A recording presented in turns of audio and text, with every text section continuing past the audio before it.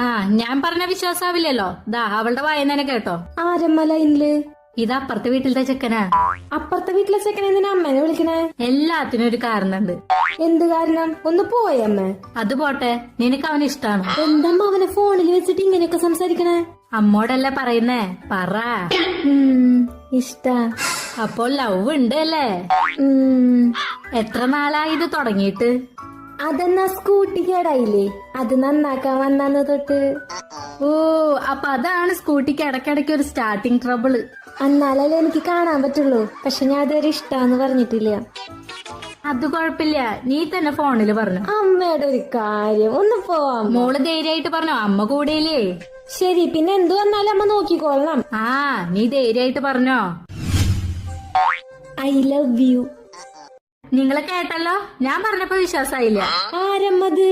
നിന്റെ അച്ഛൻ. ഞാൻ പറഞ്ഞപ്പോ വിശ്വാസം